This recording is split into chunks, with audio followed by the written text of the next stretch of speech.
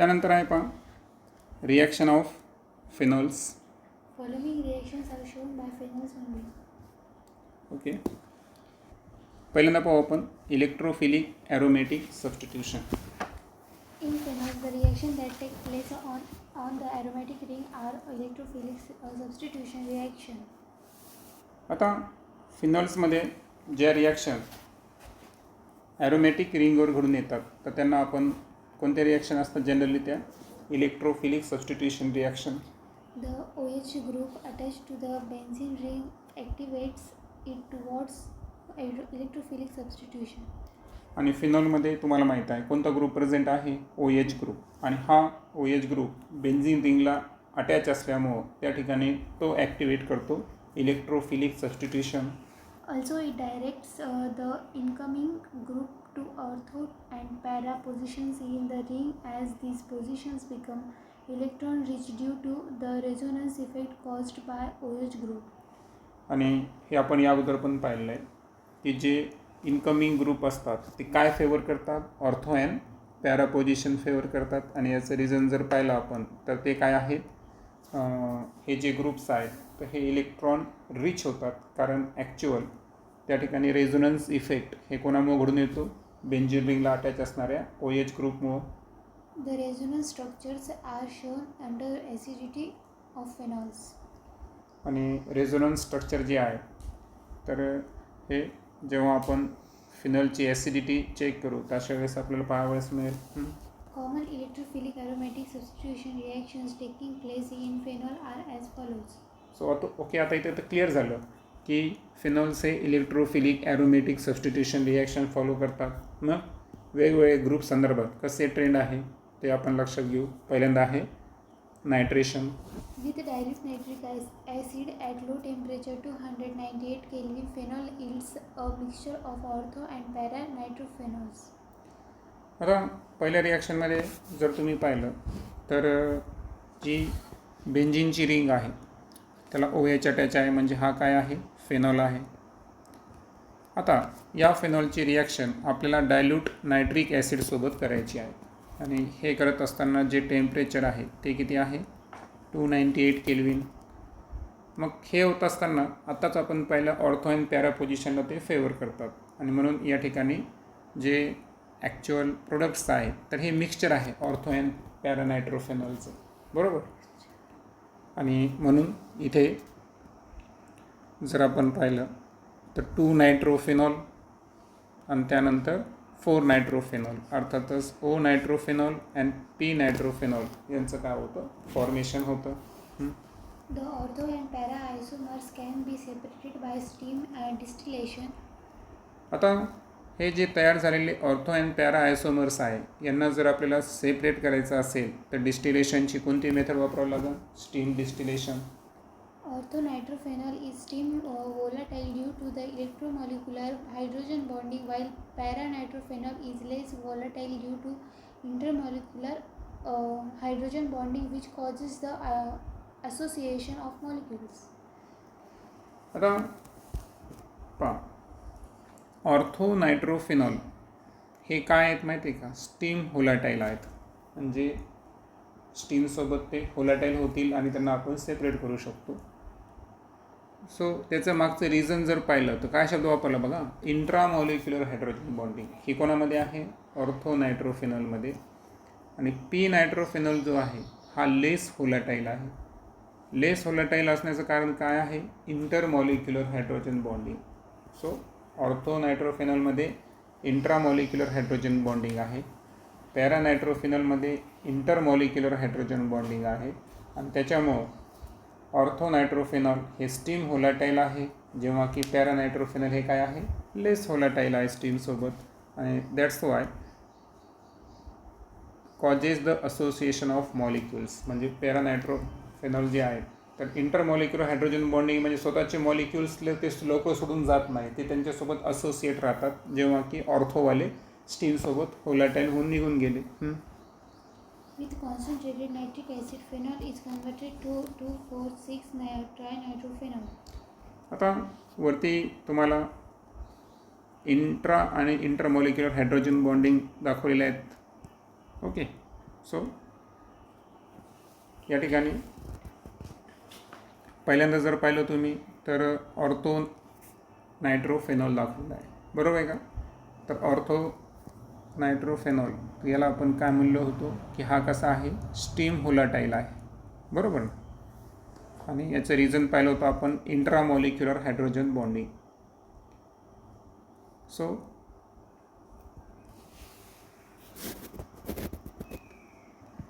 फिगरमध्ये तुम्ही पाहू शकता की इथं जो बेंझिनिंगला नायट्रो आहे त्याच्याच सायक्लिकमध्ये हायड्रोजन बॉन्ड दिसेल तुम्हाला. म्हणजे यानं दुसऱ्या ऑर्थो नायट्रोफेनॉलला बांधून ठेवलं का? नाही. तर याला काय म्हणायचं, इंट्रामॉलिक्युलर हायड्रोजन बॉन्डिंग. आणि त्यामुळं स्टीम होलाटाईलसोबत तो सहज निघून चालला, कारण याला हा हायड्रोजन बॉन्डिंग दुसऱ्या नायट्रोफेनॉलला अटॅच नाही आहे. दॅट्स वाय ही त्याची इंट्रामॉलिक्युलर हायड्रोजन बॉन्डिंग झाली, की हायड्रोजन बॉन्डिंग त्याच्या आतल्या आतच आहे, बरोबर आहे का? आणि इंटर म्हणजे 2 जणांसोबत. इंटर म्हणजे काय, 2 जणांसोबत. मग याचा अर्थ हा एक पॅरानायट्रोफिनॉल आणि हा एक पॅरानायट्रॉल. तर या दोघांना जोडणारी, त्या दोघांच्या मध्ये असणारी एक हायड्रोजन बॉन्डिंग आहे, आणि म्हणून ते त्यांना सोडून जात नाही. म्हणून इंटरमॉलिक्युलर हायड्रोजन बॉन्डिंगमुळं पॅरानायट्रोफिनॉल हा कसा आहे, लेस होलाटाईल आहे. आणि दॅट्स वाय इथं बी तुम्ही पाहू शकता की इकडे पण, म्हणजे जितके तुम्ही मॉलिक्यूल घेताल तर प्रत्येक 2 पॅरानायट्रोफिनॉल म्हणजे तुम्हाला हायड्रोजन बॉन्ड दिसेल. पण इथं तसं आहे का? नाही. याच्या आतल्या आत आहे, म्हणजे इंट्रा आहे, तिकडे इंटर आहे. दॅट्स वाय इकडे हे स्टीम होलाटाईल आहेत, हे लेस होलाटाईल आहे. आणि या पद्धतीनं आपण त्यांना सेपरेट करू शकतो. आत्ताचा जो पॉईंट इथं रीड केला गेला, तर तो पॉईंटच्या अगोदर पॉईंट रीड केला आहे त्याच्या अगोदर एक इन्फॉर्मेशन आपण बघू. 2,4,6-trinitrophenol is a strong acid due to the presence of 3 electron withdrawing NO2 groups which facilitate the release of hydrogen ion. आता 2,4,6 ट्रायनायट्रोफेनॉल, आता आपण जी रिॲक्शन इथं लर्न करणार आहे की ज्याला पिक्रिक ॲसिडसुद्धा म्हणतात. काय नाव आहे त्याला दुसरं, पिक्रिक ॲसिड. तर हा एक स्ट्रॉंग ॲसिड आहे, आणि याचं कारण काय आहे माहिती आहे का, की याच्यामध्ये 3 NO2 ग्रुप प्रेझेंट आहे, जे की इलेक्ट्रॉन विड्रॉईंग ग्रुप आहे. आणि हे काय फॅसिलिटेट करतात, रिलीज ऑफ हायड्रोजन आयन. आणि तुम्हाला माहिती आहे की हायड्रोजन H+ आयन ही कोणाची आयडेंटिटी असते, ॲसिडची, RNAS थिअरीनुसार. ओके. आणि दॅट्स वाय हा स्ट्रॉंग ॲसिड आहे. आता एक लक्षात घ्या की कॉन्सन्ट्रेट नायट्रिक ॲसिडसोबत जर आपण फिनॉलची रिॲक्शन केली, ओके, जसं की तुम्ही इथं पाहू शकता की आपल्याकडे फिनॉल होता. यावेळेस काय घेतलं आपण, कॉन्सन्ट्रेटेड नायट्रिक ॲसिड घेतला, बरोबर आहे का? जेव्हा की पहिल्या रिॲक्शनमध्ये आपल्याकडे कोण होता, डायल्यूट होता. डायल्यूटची रिॲक्शन वेगळी, त्यामध्ये ऑर्थो अँड पॅरानायट्रोफेनॉल तयार झाले. परंतु जेव्हा आपण कॉन्सन्ट्रेट नायट्रिक ॲसिड वापरला तर हा nitro group ortho para ortho, म्हणजेच कोणती पोझिशन, 2, 4 आणि 6, कारण इथं 1 नंबर असणार. ओके. या 3 ठिकाणी 3 नायट्रो ग्रुप अटॅच होतात, आणि दॅट्स वाय त्याचं रूपांतर 2,4,6 ट्रायनायट्रोफेनॉल अर्थातच पिक्रिक ॲसिडमध्ये होतं. Nowadays, picric the acid. Product is The product is commonly known as picric acid. The yield of the reaction product is poor. आता प्रोडक्टचं नाव दुसरं पिक्रिक ॲसिड आपण बोललो, परंतु लक्षात घ्या कॉन्सन्ट्रेट नायट्रिक ॲसिडसोबत इथं जरी रिॲक्शन झाली असेल ना, तरी या ठिकाणी जे प्रोडक्ट आहे ना ते कमी प्रमाणात उत्पन्न होतं. यील्ड जे आहे ते कमी प्रमाणात आहे, म्हणून शब्द काय वापरला, पुअर. पुअर म्हणजे काय, कमी प्रमाणात प्रोडक्टचं फॉर्मेशन होतं. Okay. Nowadays, picric acid is prepared by treating phenol first with a concentrated sulfuric acid, which convert it to phenol 2,4-disulfonic acid, and then with a concentrated nitric acid to get 2,4,6-triphenol. आता picric acid जे आहे ना, तर त्याचं preparation जर करायचं असेल तर कॉन्सन्ट्रेट नायट्रिक ॲसिडसोबत न करता, आजकाल जर पाहिलं तर त्याची रिॲक्शन कोणासोबत करतात, कॉन्सन्ट्रेटेड सल्फ्युरिक ॲसिडसोबत. मग विच कन्वर्ट इट इंटू, मग त्यापासून काय तयार होतो, फिनॉल 2,4-डायसल्फोनिक ॲसिड. ओके. आणि त्यानंतर त्याची रिॲक्शन पुन्हा कॉन्सन्ट्रेटेड नायट्रिक ॲसिडसोबत करायची, आणि त्या ठिकाणी तयार करायचा 2,4,6 ट्रायनायट्रोफिनॉल. मग आता ही रिॲक्शन आपण देऊ शकतो का? सो ओव्हरऑल या रिॲक्शनमध्ये जर पाहिलं आपण तर जसा ट्रेंड अगोदर होता तसाच आहे. तर अकॉर्डिंग टू NCERT जर गेलो आपण तर NCERT काय सांगते की सर्वात अगोदर जे फिनॉल आहे, ओके, तर त्याची रिॲक्शन कोणासोबत होणार? कॉन्सन्ट्रेटेड सल्फ्युरिक ॲसिडसोबत H2SO4. मग SO4मध्ये जे OH ग्रुप आहे तो ॲज इट इज राहील आणि इथं सांगितलेलं आहे की 2,4-डायसल्फोनिक ॲसिड. सो OSO3H हा ऑर्थो आणि पॅरा पोझिशनला अटॅच होणार. ओके, आता काही वेबसाईटच्या याच्यामध्ये त्यांनी इथं पण अटॅच केलं आहे, पण सध्या आपण अकॉर्डिंग टू NCERT चालू. ओके, सो आणि फर्दर जी रिॲक्शन आहे ती आपल्याला कॉन्सन्ट्रेटेड नायट्रिक ॲसिडसोबत करायची आहे आणि कॉन्सन्ट्रेटेड नायट्रिक ॲसिडसोबत रिॲक्ट करून मग जेवढे हे सल्फोनिक ॲसिड ग्रुप आहेत तर त्याला कोण रिप्लेस करतं? या ठिकाणी नायट्रो ग्रुप रिप्लेस करतात आणि फायनली फॉर्मेशन होतं पिक्रिक ॲसिड्स. ओके, त्यानंतर आहे हॅलोजिनेशन.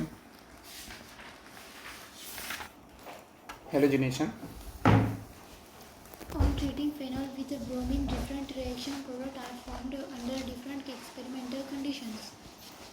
आता फिनॉलची ट्रीटमेंट जर आपण ब्रोमिनसोबत केली तर वेगवेगळ्या पद्धतीचे एक्सपेरिमेंटल आउटपुट्स आहेत ते आपण डिस्कस करू.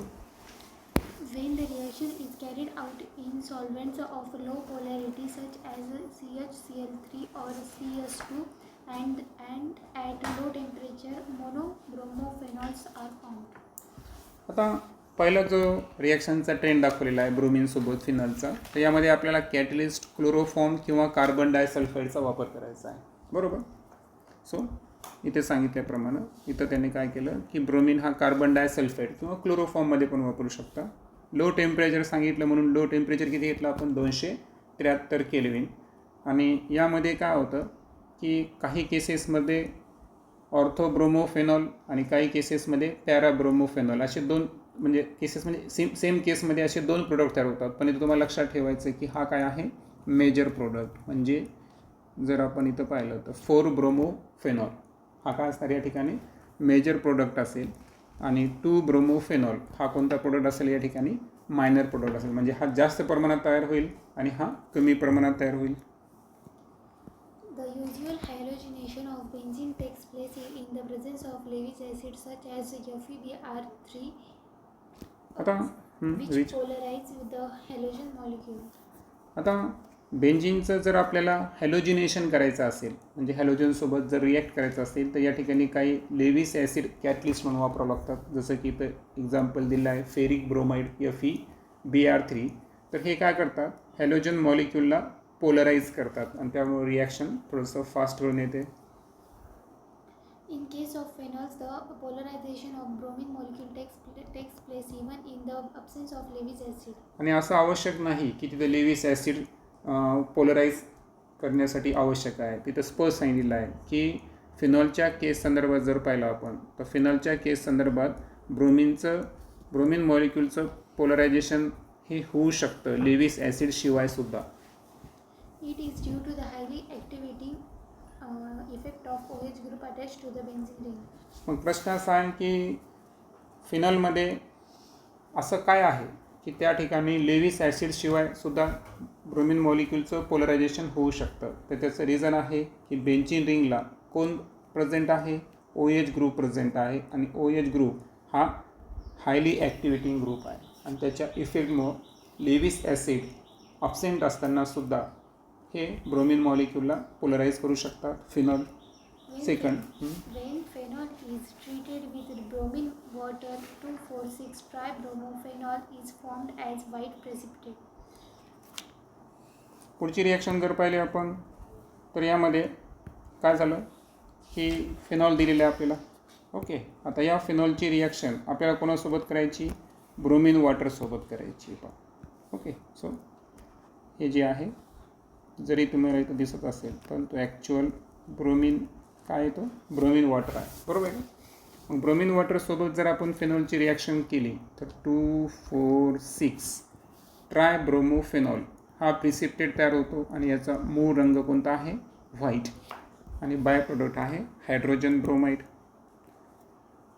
त्यानंतर एक्झाम्पल घेऊ 7.5.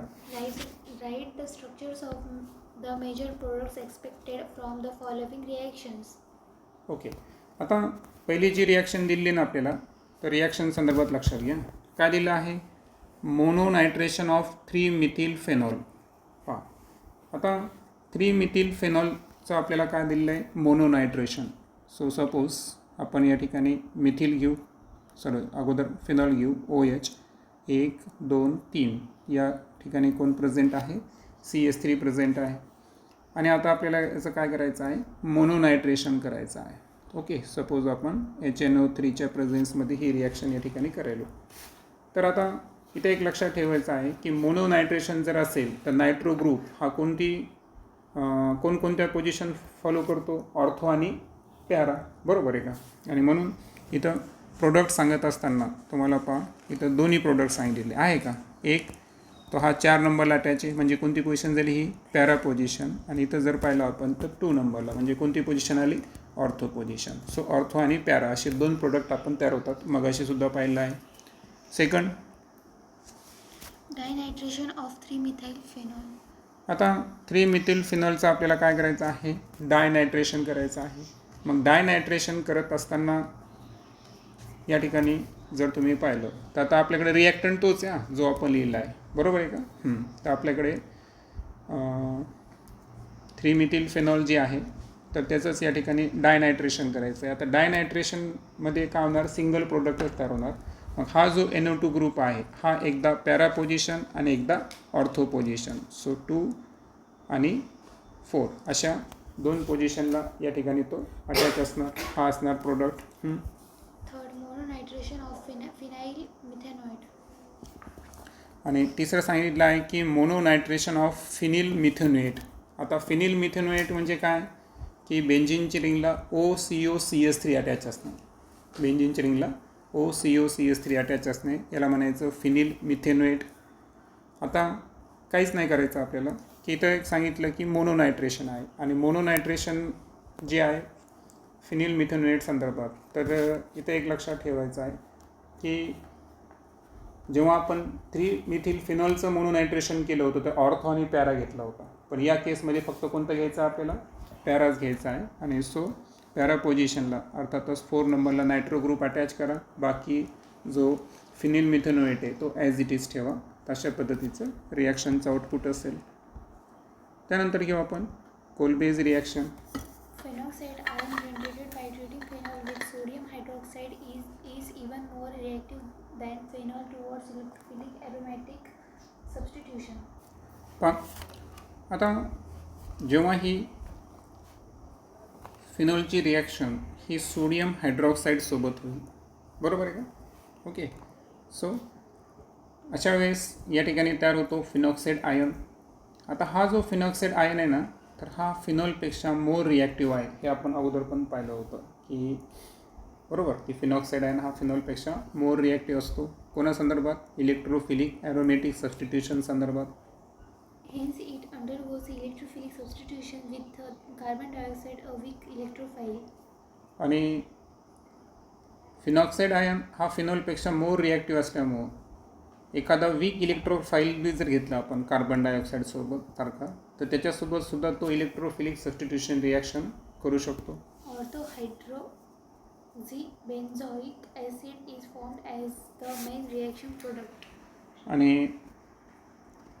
मेन जर आपण प्रोडक्ट पाहिला या केसमध्ये तर तो आहे ऑर्थोहायड्रॉक्सी ॲसिड.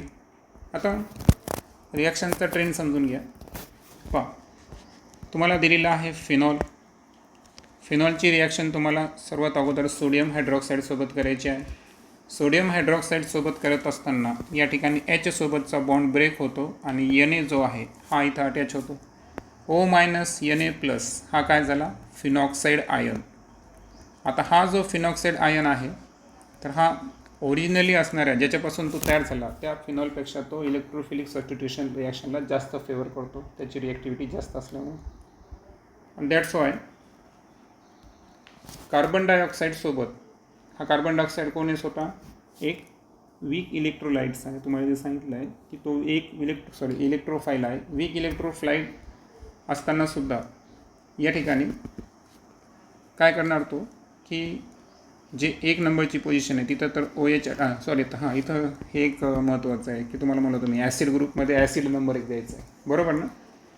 आता लक्षात घ्या की आपल्याला OH आणि COOH यामध्ये हा एक फरक लक्षात ठेवायचा आहे की COHला कधी पण 1 नंबर द्यायचा, कारण तो फिनॉलपेक्षा हायर रेंजचा ग्रुप आहे, बरोबर ना. सो 1 नंबर COHला येणार, 2 नंबर OHला येणार. आणि सो अशा केसमध्ये जो तयार झाला तर 2 नंबरला हायड्रॉक्झी ग्रुप आहे म्हणून 2 हायड्रॉक्झी आणि बेंझिनच्या रिंगला COH अटॅच असणे याला काय म्हणतो आपण बेन्झोइक ॲसिड. आणि सो तयार झालेला काय आहे 2 हायड्रॉक्झी बेन्झोइक ॲसिड, ज्याला आणखीन एक कॉमन नेम आहे काय आहे सॅलिसायक्लिक ॲसिड. याचं या ठिकाणी फॉर्मेशन होतं. त्यानंतर आहे Reimer Tiemann reaction. On treating phenol with chloroform in the presence of sodium hydroxide, a CHO group is introduced at ortho position of benzene ring. This reaction is known as Remer-Tiemann reaction. आता फिनॉलची reaction आपण कोणासोबत करायलो क्लोरोफॉर्मसोबत करायलो, पण यावेळेस catalyst कोण present आहे sodium hydroxide. तर अशा वेळेस जो अल्डेड ग्रुप आहे CHO, तर हा CHO ग्रुप कुठे अटॅच झाला बरं ऑर्थो पोझिशनला अटॅच होतो बेंझिन रिंगच्या, आणि याच रिॲक्शनला म्हणायचं Reimer Tiemann reaction. The intermediate substitution benzyl chloride is hydrolyzed in the presence of alkali to produce सॅलिसल्डिहाइड. आता इथं सांगितलं की जो इंटरमिजिएट सबस्टिट्यूट्स तयार झालेला आहे बेन्झिल क्लोराईडचा, ओके, हा बेन्झिल क्लोराईड CHCl2 अटॅच आहे याला O-Naला, तर हा हायड्रोलाइज होतो. कारण हायड्रोलाइजसाठी आपण पुढे जर पाहिलं तर H+ NaOH पण आहे आणि H+ पण आहे, ओके. तर हायड्रोलाइज करायचं आपल्याला अल्कलीच्या प्रेझेन्समध्ये, आणि सॅलिसल्डिहाइडचं काय होतं या ठिकाणी फॉर्मेशन होतं. सो रिॲक्शनचा ओव्हरऑल ट्रेंड कसा आहे, यामध्ये फिनॉल दाखवलं तुम्हाला. फिनॉलची मूळ रिॲक्शन कोणासोबत आहे क्लोरोफॉर्मसोबत, फक्त इन प्रेझेन्स ऑफ कॅटलिस्ट काय घेतलं आपण ॲक्वियस सोडियम हायड्रॉक्साईड. हे होत असताना 2 गोष्टी झाल्या की 1 नंबरला फिनॉक्साईड आयनचं फॉर्मेशन झालं आहे ना, OHचं रूपांतर कशामध्ये झालं O- Na+मध्ये झालं, बरोबर. आणि फिनॉक्साईड आयनच्या जी ऑर्थो पोझिशन आहे 2 नंबरची तिथं एक ग्रुप अटॅच झाला आपला क्लोरोफॉर्ममधला. तो ग्रुप कोणता होता CHCl2. तर हा बेंझिन रिंगला अटॅच आहे म्हणून हा सबस्टिट्यूट ग्रुप याला काय म्हणायचं बेन्झल क्लोराईड, बरोबर. बेंझिनच्या रिंगला CHCl2 प्रेझेंट आहे. मग हा जो स्क्वेअर ब्रॅकेटमध्ये दाखवलेला असतो हा नेहमी काय असतो इंटरमिजिएट असतो. आपण ग्रिग्नार्ड्स रिजनमध्ये पण पाहिलं होतं की अशा पद्धतीचे कॉम्प्लेक्स आपण तयार करतो ज्याला इंटरमिजिएट म्हणतात. मग या इंटरमिजिएट जो कंपाऊंड आहे की ज्याच्यामध्ये CHCl2 सारखा म्हणजे ग्रुप प्रेझेंट आहे, मग यांना आपल्याला काय करायचं आहे की अल्कलीच्या प्रेझेन्समध्ये याला आपल्याला हायड्रोलाइज करायचं आहे.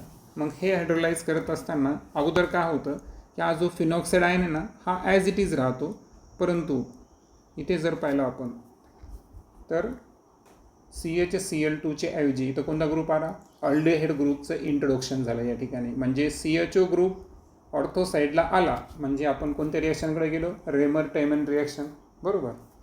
मग आता हे CHO ग्रुप इथं आलेला आहे, पण फर्दर जर पाहिलं आपण तर जे फिनॉक्साईड आयन होतं O-Na+, तिथं काय होतं की H+ आयनच्या प्रेझेन्समध्ये हे जे Na+ आहे याला रिप्लेस कोण करतात H+ रिप्लेस करतात. आणि म्हणून जिथं O-Na+ होता तिथं कोणता ग्रुप आला या ठिकाणी OH. मग आता बेन्झिन रिंगमध्ये OH आणि CHO हे दोन्ही ग्रुप आलेले आहेत. सो याला नंबरिंग करताना आपण 1 नंबर CHOला देणार, 2 नंबरला OH देणार. सो याचा IUPAC नेम काय येणार 2 हायड्रॉक्झी, आणि बेन्झिन रिंगला अल्डेहाइड ग्रुप अटॅच आहे म्हणून याचं नाव काय असणार बेन्झ अल्डिहाइड. आणि 2 हायड्रॉक्झी बेन्झ अल्डिहाइड याचंच कॉमन नेम काय आहे सॅलिसिल अल्डिहाइड, ओके. सो सॅलिसिल अल्डिहाइडचं फॉर्मेशन होतं. नेक्स्ट आहे reaction of phenol with zinc dust.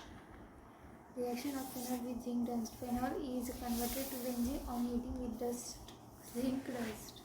आता ही रिॲक्शन फार सोपी आहे पहा की फिनॉलचं रूपांतर डायरेक्ट कशामध्ये होतं, बेन्झिन रिंग, म्हणजे OH ग्रुप या ठिकाणी काय व्हायला, आता OH नाही होत मुळात, तुम्हाला माहिती आहे ना, ओच फक्त रिमूव्ह करायचा, H तर ते आहे त्या रिंगमध्ये मर्ज होणार, बरोबर ना. आणि दॅट्स वाय या रिॲक्शनमध्ये फिनॉल जे आहे त्याची रिॲक्शन झिंकसोबत झाली की इथं OH बॉन्डची काय होणार या ठिकाणी, स्प्लिटिंग होणार. सो ऑक्सिजनचा लॉस तयार झाला, झिंक ऑक्साईड, आणि जे प्रोडक्ट तयार झाला तो कोण आहे, बेन्झीन. त्यानंतर फायनली लास्टली घेऊ आपण oxidation. Oxidation of phenol with chromic acid produces a conjugated diketone known as benzoquinone. आता फिनॉल आहे, या फिनॉलचं ऑक्सिडेशन आपण Na2Cr2O7, बरोबर, पोटॅशियम डायक्रोमेट, ज्यालाच आपण काय म्हणतो, सोडियम डायक्रोमेट, ज्याचं दुसरं नाव काय आहे, chromic acid along with H2SO4.